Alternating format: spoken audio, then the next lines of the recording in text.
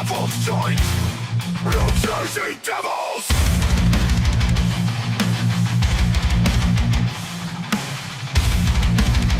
Devil's Joint!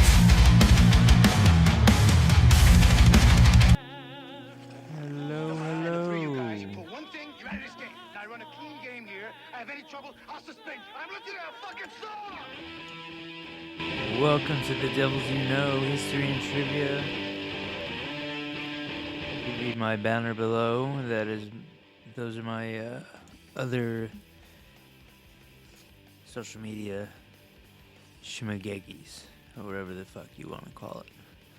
Anyway, we're gonna start with the 2012 Stanley Cup bummer, but it's a trivia question. What two New Jersey Devils players appeared in the 2003 Stanley Cup Finals against the Ducks in 2003, but also against the Kings in 2012?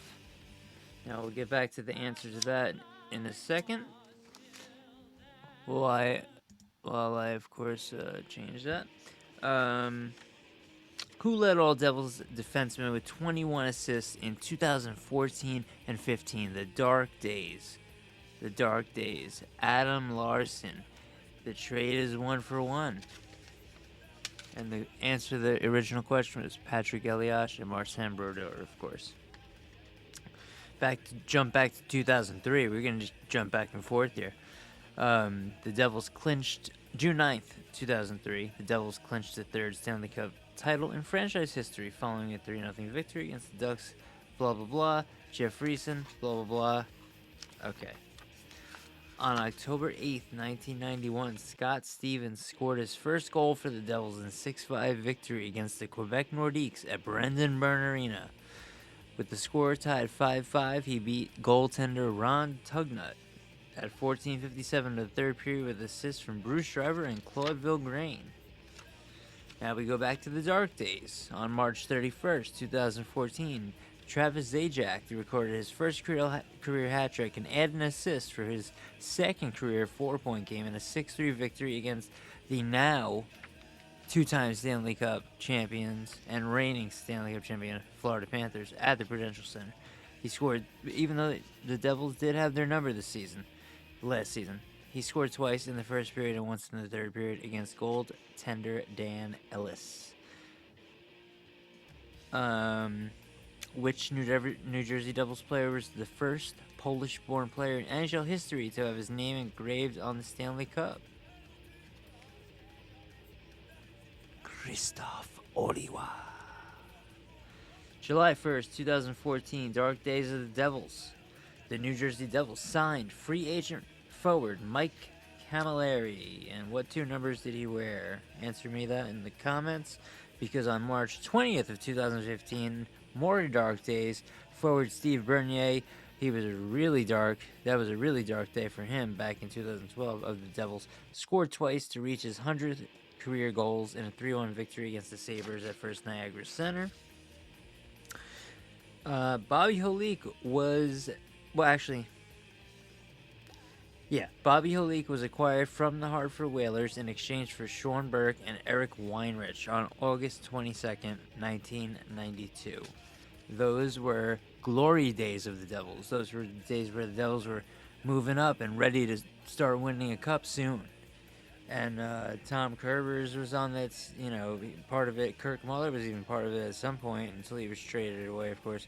What player did the New Jersey Devils pick with the second overall selection in the 1984 entry draft after Mario Lemieux screwed the pooch with Pittsburgh Penguins? Kirk Muller, of course.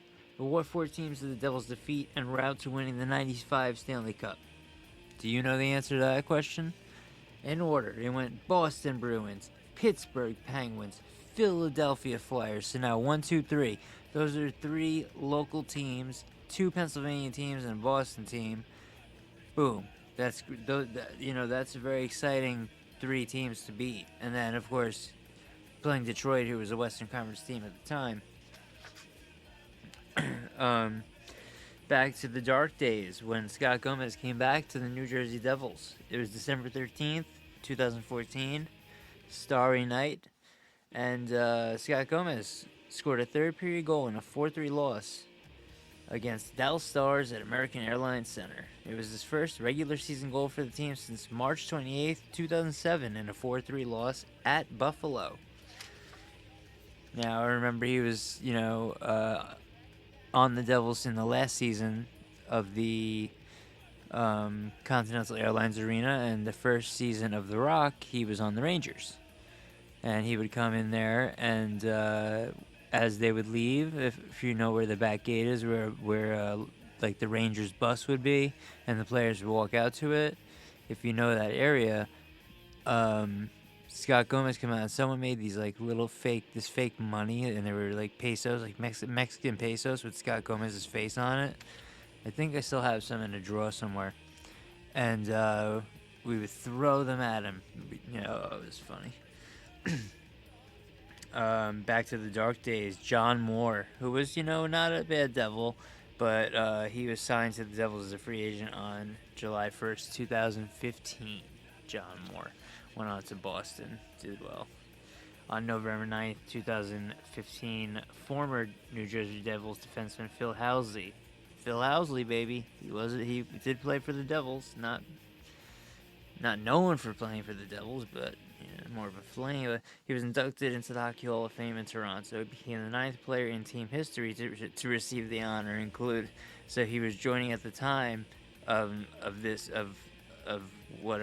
this was written, of course, joining Slava Fetisov, as they say here, Vyacheslav, Doug Gilmour. Now you gotta understand a lot of this, not a lot of it. I'll read the list. Fetisov, Doug Gilmour, Igor Larionov. That's 2. Then you got Scott Niedermayer, Joe Newendike, Brendan Shanahan, Peter Stastny, and Scott Stevens. Now you got Doug Gilmour here. You got Igor Larionov. They played one season with the Devils. I mean, not really much. Joe Newendike, he won a cup with the Devils. He wasn't on the ice for it, but he came over with Langenbrunner, but he didn't stay long either. I don't even, consider them Devils. People don't even remember that Joe Newendike was a Devil.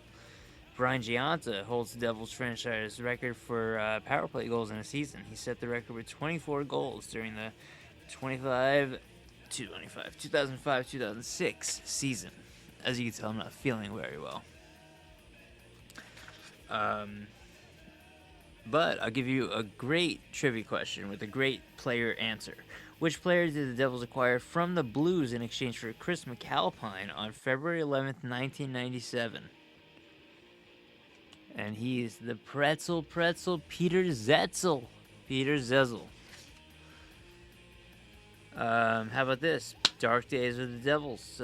June 27th, 2015. The Devils acquired forward Kyle Palmieri from the Anaheim Ducks in exchange for a second-round pick in the 2015 draft and a third-round pick in the 2016 draft. And in that 2016 draft, the Devils had a sixth-round pick that was 162nd overall, and he became Jesper Bratt, one of the top forwards in the NHL, and the best player on the New Jersey Devils. Tell me who's better, and tell me why, down below, motherfucker. Who was the first Devils player to be voted into the starting lineup at an NHL All-Star game, you shit monkeys? It was, it was Sean Burke in the 1989 NHL All-Star game. March 2nd, 2014, Dark Days of the Devils. Forward Adam Henrique of the New Jersey Devils scored a goal and added an assist to reach 100 career points in a 4-2 loss against the Sharks at Prudential Center. He became the 57th player in team history to reach the mark.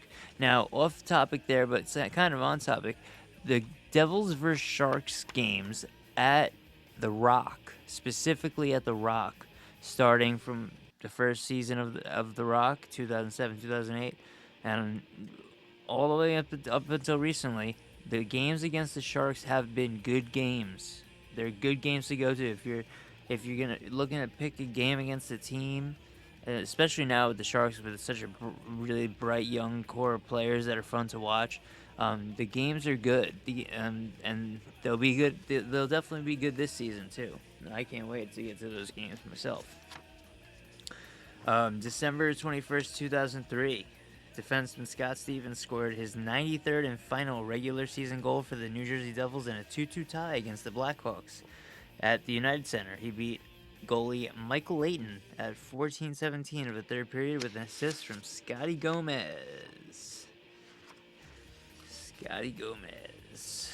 All right. And, well, you know what? Well, we're going to end it with some more Dark Days of the Devils. And when I say Dark Days of the Devils, it's really... It sucks because, you know, I grew up from the time I started liking the Devils was right when they started playing well, 1988. And so I lived through the Brodeur era all the way up till 2012 when they went to the Cup again. The Devils were never a bad team except for one season in 95, 96. They weren't even that bad. They just didn't make the playoffs. And, you know, there's also 2001, 2002, which I call the forgotten season. I think I might have done an episode about that. If I haven't, I will. Let me know if I have. Check it out. Go look at all my stuff and leave likes and stuff on all that. That helps. It does help a lot. But, you know, this is the Dark Days of the Devils. It's the name of the episode. So we're going to end with this one. On February 21st, 2015, defenseman Eric Jelinek of the New Jersey Devils. Big guy. He scored that very cool overtime goal against the Rangers. Played in his 100th career game in a 3-1 victory against the Carolina Hurricanes at the Prudential Center. Thank you for listening to the Devils You Know podcast. This has been the Dark Days of the Devils, mostly, for the most part. I kind of dragged a few nice days of the Devils in there, but for the most part, Dark Days of the Devils, and I'll see you in the next episode. So thanks for listening, and I'll talk to you soon. Bye.